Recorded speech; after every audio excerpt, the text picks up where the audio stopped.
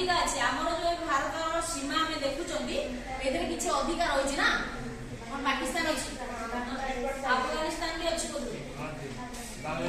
बांग्लादेश तो एइथु हमें एपटे अछि ना ये भी मिसी आ ये भी मिसी के अछि अर्थात हमर स्वाधीनता आईन केबे प्रणयन होला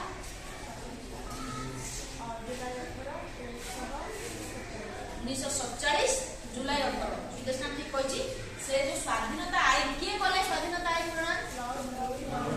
लॉर्ड लुई माउंटबैटन नहीं तेणु माउंटबैटन जेहेतु स्वाधीनता आईन आनिचंती तेणु तांकु हम भारत हिरो बोली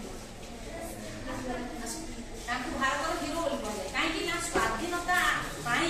से ही आईन आनि ताकर जीवन हम पढिला से जने बहुत साहस ब्रेव एका घर रे से जने नेवी ऑफिसर से जने एयरक्राफ्ट लिफ्टर से गोटे रॉयल फैमिली को आछन आउ जापान संगे द्वितीय विश्व युद्ध होइदिला से लीड रोल नै जापान को हरे बारे तांकर हाथ बहुत रहिला तो माउंटबैटन आनले हमर स्वाधीनता आईन किंतु स्वाधीनता आईन रे जो हमर 1947 जुलाई 18 स्वाधीनता आईन आसिला सेरे बहुत खूबियां अर्थात एते किछि जिंस थिला जोटा को कि सहजरे ग्रहण करी हो जेमिति कि खास पाठ हमर सेटा होछि कोन ना देशीय राज्य मानकर मिश्रण ए प्रश्न अछि देशीय राज्य कि आउ सेमान मिश्रण कथा काई पाला जदिओ आमी कहउछि 1947 मसिया भारत स्वाधीन हो ना भारत स्वाधीन होला पुनी एटा अछि कोन देशीय राज्य मानकर मिश्रण एइथुर का मानचित्र मान करते ये होछि स्वाधीनता परवर्ती भारतर मानचित्र जेतला आईन आसिला सेतेबेला मानचित्र ए थिला अर्थात एमान सब मिसी थिले पाकिस्तान मिसी थिला हम संगे एपडे बांग्लादेश मिसी थिला सब तो एठी जो देशीय राज्य मानकर मिश्रण ये ही आखु फाट सृष्टि करेला से देशीय एटा पक्ष देखला हमें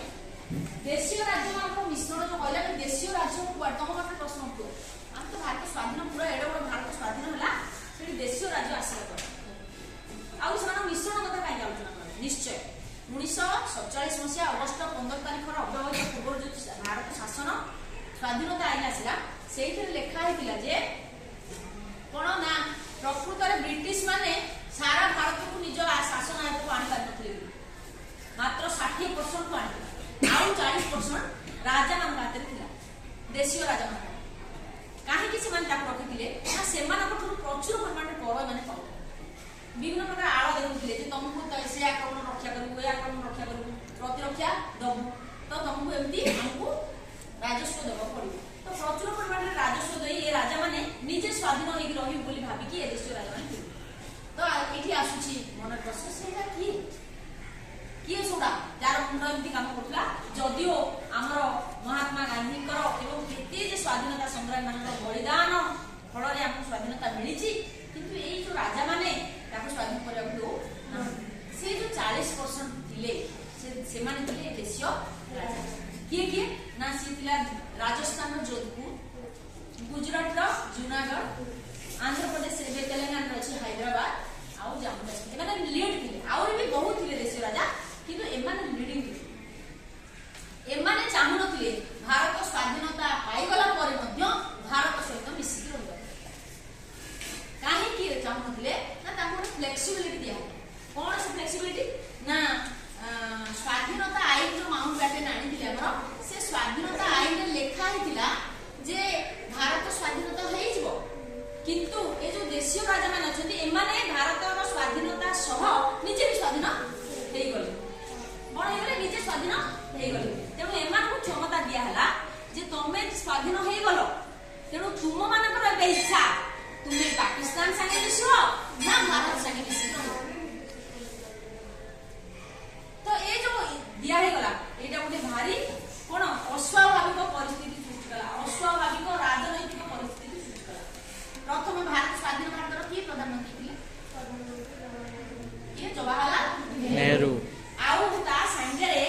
सरदार वल्लभ भाई पटेल को दिया हेतिला से जो 40% देशीय राज्य थिले जो माने स्वाधीन भारत सहित स्वाधीन हो जाइतिले सेमानकर दायित्व रे थिले कि सरदार वल्लभ भाई पटेल सरदार वल्लभभाई पटेल को देखछो टी चिन्ह परबो हाँ दीदी एकदम नाचो ना नहीं लो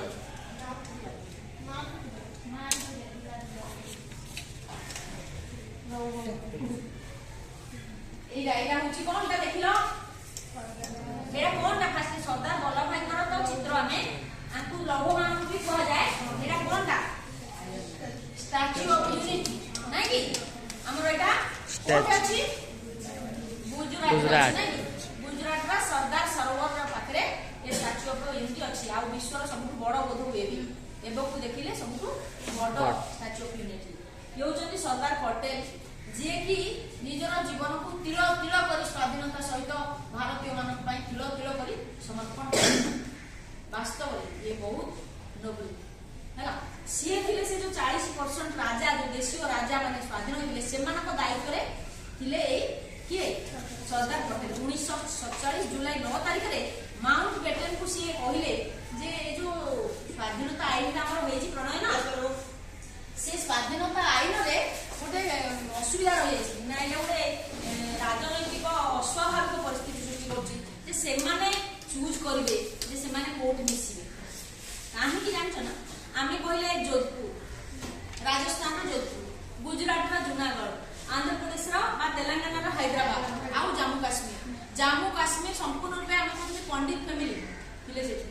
जोधपुर संपूर्ण रूपे हिंदू जाको राजपूत राजा जाको थिले एबे कोन नाम जो केस पड़ते राजपूत मानथिले तापर जूनागढ़ गुजरात भी हमर हिंदू मान आउ ए जाको सब जाको शासक थिले मुसलमान